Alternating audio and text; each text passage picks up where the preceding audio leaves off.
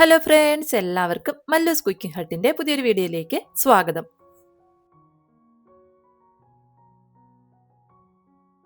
ഓണം സീരീസിലെ ഇന്നത്തെ നമ്മുടെ വീഡിയോ എന്ന് പറയുന്നത് ബനാന പച്ചടിയാണ്. അപ്പോൾ നല്ല അടിപൊളിയായിട്ടുള്ള ബനാന പച്ചടി എങ്ങനെ തയ്യാറാക്കി എടുക്കുന്നതെന്നൊന്ന് നോക്കാം. അപ്പോൾ നമ്മുടെ വീഡിയോയിലോട്ട് പോകുന്നതിന് മുമ്പായിട്ട് വീഡിയോ കാണുന്ന സമയത്ത് നിങ്ങൾക്ക് ഇഷ്ടപ്പെടുവാണെന്നുണ്ടെങ്കിൽ ഒന്ന് ലൈക്ക് ചെയ്തേക്കണേ. അതുപോലെ തന്നെ ചാനൽ ഒന്ന് സബ്സ്ക്രൈബ് ചെയ്ത് സപ്പോർട്ട് ചെയ്യാനും മറക്കല്ലേ. അപ്പോൾ നമ്മുടെ ബനാന പച്ചടി തയ്യാറാക്കാനായിട്ട് ഞാൻ അത്യാവശ്യം നല്ലതുപോലെ പഴുത്തിട്ടുള്ള ഒരു ഏത്തപ്പഴം ചെറുതായിട്ടൊന്ന് അരിഞ്ഞെടുത്തിട്ടുണ്ട്.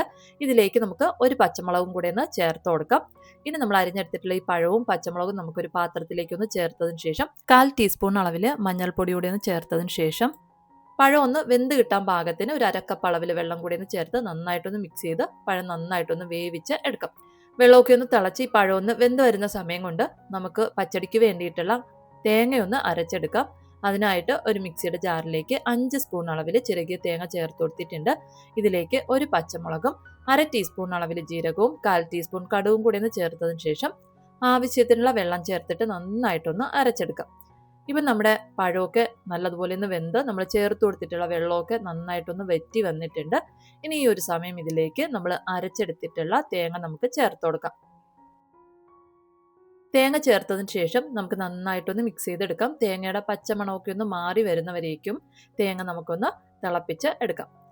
തേങ്ങ നന്നായിട്ടൊന്ന് വെന്ത് ഒന്ന് തിളച്ച് വരുന്ന സമയത്ത് ഇതിലേക്ക് ആവശ്യത്തിനുള്ള ഉപ്പ് കൂടെ ഒന്ന് ചേർത്ത് കൊടുക്കാം. ഇനി നമുക്ക് വേണമെന്നുണ്ടെങ്കിൽ ഒരു ടീസ്പൂൺ അളവിൽ പഞ്ചസാര കൂടെ ചേർത്ത് കൊടുക്കാം. നമ്മുടെ പഴത്തിന് അധികം മധുരം ഇല്ലാന്നുണ്ടെങ്കിൽ നമുക്ക് പഞ്ചസാര ചേർത്ത് കൊടുക്കാവുന്നതാണ്. ഞാനിപ്പോൾ പഞ്ചസാര ചേർത്ത് കൊടുക്കുന്നില്ല. ഇനി ഉപ്പ് ചേർത്ത് നന്നായിട്ടൊന്ന് മിക്സ് ചെയ്തെടുത്തതിന് ശേഷം പിന്നെ നമുക്കിതിലേക്ക് ചേർത്ത് കൊടുക്കേണ്ടത് തൈരാണ്.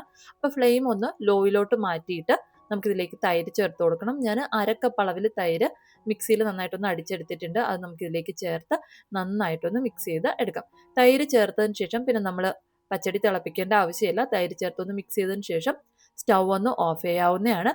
അതിനുശേഷം നമുക്കിതിലേക്ക് കടുക് പൊട്ടിച്ച് ചേർത്ത് കൊടുക്കണം. അപ്പോൾ അതിനായിട്ട് ഒരു കുഞ്ഞു പാനിലേക്ക് 2 സ്പൂൺ അളവിൽ വെളിച്ചെണ്ണ ഒഴിച്ച് 1/2 ടീസ്പൂൺ കടുക് ചേർത്തൊന്ന് പൊട്ടിച്ചതിന് ശേഷം 2 വറ്റൽ മുളകും ഒരു 2 കറിവേപ്പിലയും കൂടി ഒന്ന് ചേർത്ത് നന്നായിട്ടൊന്ന് മൂപ്പിച്ചിട്ട് നമ്മൾ റെഡിയാക്കി വെച്ചിട്ടുള്ള പച്ചടിയിലേക്കൊന്ന് ഒഴിച്ച് ഒന്ന് മിക്സ് ചെയ്തെടുത്തു കഴിഞ്ഞാൽ നല്ല അടിപൊളിയായിട്ടുള്ള ബനാന പച്ചടി റെഡിയായി കഴിയും.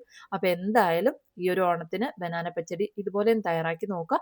നിങ്ങൾക്ക് വീഡിയോ ഇഷ്ടപ്പെടുകയാണെന്നുണ്ടെങ്കിൽ എന്തായാലും ഒന്ന് ലൈക്ക് ചെയ്തേക്കണേ. അതുപോലെ തന്നെ പുതിയ പുതിയ ഓണം റെസിപ്പീസിന് വേണ്ടിയിട്ട് ചാനൽ ഒന്ന് സബ്സ്ക്രൈബ് ചെയ്യാനും മറക്കല്ലേ.